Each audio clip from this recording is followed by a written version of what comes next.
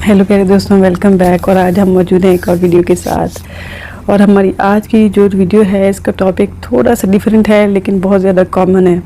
किसी ने हमें से पे पूछा है कि ऐसा क्यों होता है कि जब कभी हमारे फाइनेंशियल स्टेटस जो है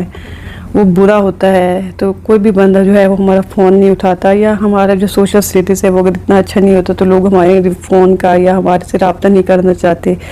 लेकिन जैसे ही हमारा फाइनेंशियल स्टेटस जो है वो इम्प्रूव होता है या आप किसी पावर पोजीशन में आते हैं तो सारे लोग जो हैं वो आपके रिश्तेदार हो जाते हैं।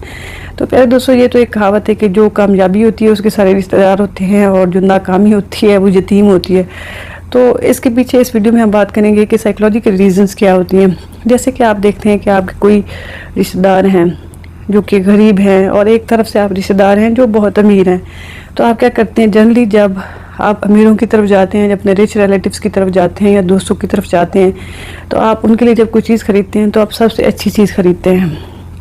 क्योंकि आप सोचते हैं कि वो तो रिच है, उनका स्टेटस जो है वो हाई है, लिहाजा आपने जब उनको कोई गिफ्ट करना है तो अच्छा गिफ्ट करना है। लेकिन जब आप अपनी पहली बात तो है गरीब रिश्तेदार है, आप कोशिश करते हैं कि उनसे मिले ही ना, या गरीब दोस्त हैं उनको आपको इतनी इम्पोर्टेंस नहीं देते। लेकिन जब कभी आप उनसे मिलने जाते हैं या उनको आपने किसी तरह से कोई गिफ्ट देना होता है तो आप सबसे सस्ती चीज़ देखते हैं कि भाई हम जो सस्ती है ना ये इनके लिए काफ़ी है। इसी तरह से आपके दोस्तों में भी अगर आप देखेंगे कि जो आपके रिच दोस्त होते हैं या स्ट्रॉन्ग फाइनेंशियली पोजीशन वाले दोस्त होते हैं, अगर वो आपको थोड़ा सा टाइम देते हैं तो आप बड़े खुश हो जाते हैं, आप उनके बड़ा शुक्रगुजार होते हैं कि उन्होंने आपको टाइम दिया, आपके साथ टाइम स्पेंड किया।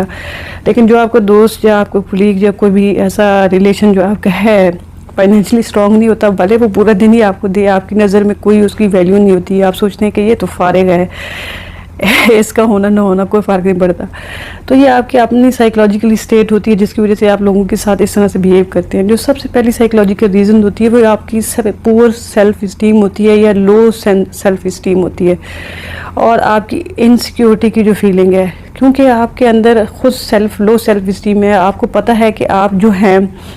आप सोचते हैं कि आप अपने अंदर सफिशिएंट नहीं हैं, आपका जो भी आपका फाइनेंशियल स्टेटस है या सोशल स्टेटस है, या आप अपने आप को कॉम्पिटेंट नहीं समझते। तो जब आप ऐसे नहीं करते तो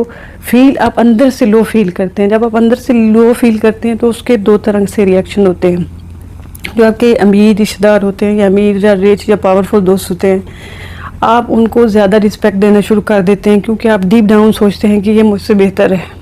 मतलब चाहे फाइनेंशियल बेहतर है, हो सकता है कि वो आपको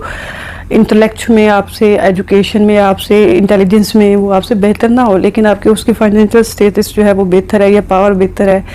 तो आप अपने आप को लोअर फील करते हैं। इसलिए आप उसको बहुत ज़्यादा जो है इंपॉर्टेंस देते हैं और उसको बहुत ज़्यादा टाइम देते हैं और उससे साथ कनेक्ट होने की कोशिश करते हैं। लेकिन जो आपके गरीब रिश्तेदार हैं या गरीब दोस्त हैं या जो भी है, आप दूसरी सूरत में आप रिफ्लेक्ट क्या करते हैं कि जो आपको अपने अमीर दोस्तों के साथ रिस्पांस आपको जवाब में मिल रहा है वो आपको कोई ख़ास इतनी अहमियत नहीं दे रहे,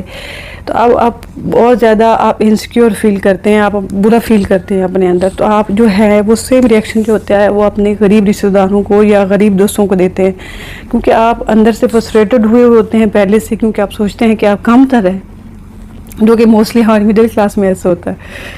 तो ऊपर वाला आपको पुश कर रहा होता है तो आप जवाब में नीचे वाले को पुश कर रहे होते हैं, क्योंकि आप सोचते हैं कि इसी तरह से आपको सेटिस्फेक्शन होती है जब आप अगले बंदे को डिग्रेड करते हैं जो आपसे लोअर होता है। तो आप एक टाइम में आपकी लो सेल्फ इस्टीम जो होती है वो आपको पुश कर रही होती है जो फाइनेंशियल स्टेटस में या किसी भी पावर स्टेटस में आपसे बेहतर है उसको फॉलो करें और दूसरे को दबा दें जो आपसे नीचे है, क्योंकि ये आपकी इनसिक्योरिटी जो है वो आपको पुश कर रही होती है। तीसरी चीज़ जो होती है वो है कि एक स्टीरियोटाइप है, वो पुराने ज़माने से कल्चर से चली आ रही है कि लोग सोचते हैं कि अगर कोई बंदा जो है वो पावर में है या उसका फाइनेंशियल स्टेटस जो है वो बेहतर है तो वो सोचते हैं कि ये ज़्यादा कॉम्पिटेंट है, वो सोचते हैं कि ये ज़्यादा हार्ड वर्किंग है। तो ये ज़रूरी नहीं है कि अगर कोई बंदा जो है वो पावर में है या उसका फाइनेंशियल स्टेटस जो है वो बहुत ज़्यादा है तो वो बहुत हार्ड वर्क है। जनरली आपने देखा होगा कितने लोगों का बहुत ज़्यादा फाइनेंशियल स्टेटस होता है, वो तो इतना हार्ड वर्क नहीं करते क्योंकि उन्होंने बहुत सारे मुलाजिम रखे होते हैं, लोग रखे होते हैं जो उनके लिए काम कर रहे होते हैं। तो जो आपका हार्ड वर्क है या ये आपका स्टेटस जो है वो आपके हार्ड वर्क या कॉम्पिटेंस की जो क्या बोलेंगे सिंबल कंसीडर होता है, इसलिए लोग सोचते हैं कि ये बंदा डिज़र्व करता है कि इसको रिस्पेक्ट दी जाए। लेकिन जब वो उस स्टेटस से नीचे आ जाता है, किसी भी वजह से वो अपनी पावर जो है वो लूज़ कर जाता है, یا اپنا فائنینشیل اسٹیٹس لوز کر جاتا ہے تو لوگ سوچتے ہیں کہ یہ بالکل بیکار آدمی تھا، کیونکہ اس نے سے یہ چیزیں سنبھالی نہیں گئی، اس نے سب کچھ ویسٹ کر دیا، یہ انکمپیٹنٹ ہے. تو پھر ظاہری بات ہے اس کا بیہیویئر جو ہے وہ آپ کے ساتھ چینج ہو جاتا ہے. تو ٹیکنیکلی جو بھی چیز ہے، چاہے آپ کسی کو اچھے طریقے سے ٹریٹ کر رہے ہیں یا برے طریقے سے ٹریٹ کر رہے ہیں، تو جو چیز آپ کو کرنے کی ضرورت ہے ڈیپر لیول پہ، سائیکولوجیکل لیول پہ، وہ آپ کو اپنے آپ کو اسیس کرنے کی ضرورت ہے. کیونکہ سوسائٹی جو ہے وہ لوگوں سے بنتی ہے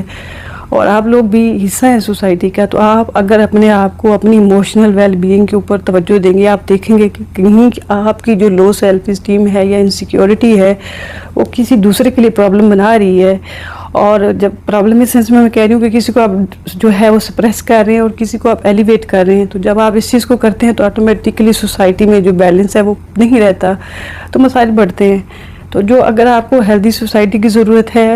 ہیلدی مائنڈ کی ضرورت ہے، تو آپ کو اپنے سیلف انالیسس کی ضرورت ہے، اپنے آپ کی جو انسیکیورٹیز ہیں ان کے اوپر ورک کرنے کی ضرورت ہے. میرے خیال میں نے اس ویڈیو میں کافی حد تک بتا دیا ہوگا،